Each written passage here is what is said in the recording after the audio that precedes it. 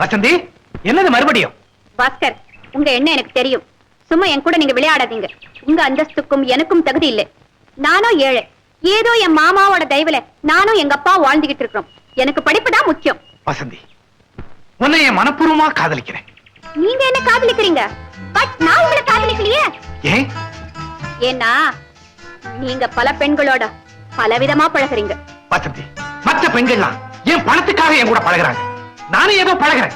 ஆனா நான் உன்னைத்தான் காதலிக்கிறேன். நீ என்ன இப்ப காதலிக்க வேணாம். என்ன கல்யாணம் செஞ்சுக்க, அப்புறம் காதலிக்கலாம். கல்யாணத்துக்கு அப்புறம் காதலா? நல்லா இருக்கு பாஸ்கர். ஒரு பெண் ஒருத்தனை காதலிச்சுட்டு அவனை கல்யாணம் செய்திக்காம போகலாம், அது விதி. கல்யாணத்துக்கு அப்புறம் தன் கணவனை காதலிக்காம இருந்தா அது பெரிய பாவம். அப்படிப்பட்ட குடும்ப வாழ்க்கையை கணவன் மனைவி 2 பேருமே ரசிக்க முடியாது. உன்னை பத்தி நான் கனவு காணாத நாளே கிடையாது. உன்னை காதலிக்காத நிமிஷமும் கிடையாது. ஒருதலை காதல் வெற்றி அடைஞ்சதா சரித்திரமே கிடையாது. அந்த சரித்திரத்தை நான் மாத்தி அமைக்கிறேன். அது நடக்காத காரியம் பாஸ்கர். சீதையின் விருப்பத்துக்கு விரோதமா ராவணன் சிறையெடுத்தான், தோல்வி அடைஞ்ச. சம்யுக்தியின் சம்மதத்தோட பிருத்திவிராஜ் சிறையெடுத்தான், வெற்றி அடைஞ்சான். வசந்தி, வீணைய வற்புறுத்தாதீங்க பாஸ்கர். நீ மட்டும் சம்மதிக்கலைன்னா உன்னை எடுத்துக்கிட்டு இந்த தண்ணியில விழுந்துருவேன். வெரி குட், தாராளமா. இந்த தண்ணியில விழுந்து செத்தாலும் சாவேன்னு தவிர உங்களை மட்டும் கல்யாணம் செய்துக்க நான் சம்மதிக்கவே மாட்டேன். மிஸ்டர் மிஸ்டர் இப்படி வர்றீங்களா?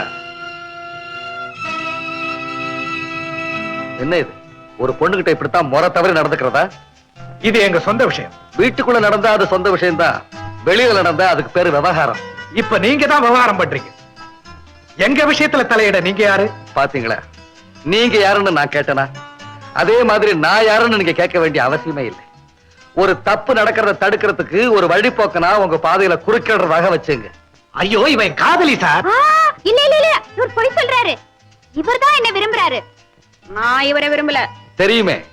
உங்களுக்கு எப்படி தெரியும்? நீங்க பேசுறதெல்லாம் கேட்டுக்கிட்டு தானே இருந்தேன். ஓ மிஸ்டர், காதல்ங்கிறது ஒரு நாணயம். அதுல ஒரு பக்கம் ஆண்கிற தலை மட்டும் இருந்து மறுபக்கம் பெண்கிற பூ இல்லைன்னா அந்த காதல் நாணயம் செல்லாது. It means one sided love can never be taken into account. புரியுதா? புரியுது. நான் சொல்றேன், நீங்க புரிஞ்சுக்கிறீங்களா? சொல்லுங்க. லவ் அண்ட் மேரிங்கிறத விட மேரி அண்ட் லவ்ங்கிறதா என் கொள்கை. Very good. காதலிச்சு கல்யாணம் செஞ்சுக்காம போறது சந்தர்ப்ப சூழ்நிலை. ஆனா கல்யாணம் ஆயிட்டா காதலிச்சுதான் தீரணும். ஆமாமா. அதனாலதான் இவளை நான் கல்யாணம் செஞ்சுக்கிறேன்னு முடிவு பண்ணிருக்கேன். பாஸ்கர், கல்யாணம் செய்துக்கிறதா இருந்தா கண்டிப்பா உங்களை காதலிப்பேன். காதலிச்சா கட்டாயம் உங்களை கல்யாணம் பண்ணிக்குவேன். ஆனா நம்மளை பொறுத்த வரைக்கும் இந்த ரெண்டுமே நடக்காதே. நிச்சயமா நடக்கும் வசந்தி. எறும்புற கல்லுந்தை என்னைக்காவது இரும்பு மன இழகம். அப்படி ஒரு நிலைமையை உண்டாக்கி மனப்பூர்வமா உன்னை சம்மதிக்க வச்சு உன்னை என் மனைவியை அடையறனா இல்லையா பார். மிஸ்டர் வழிபோக்கரே, வரேன். ஏது இந்த ஆள் ரொம்ப தீவிரவாதியா இருப்பார் போல இருக்கு.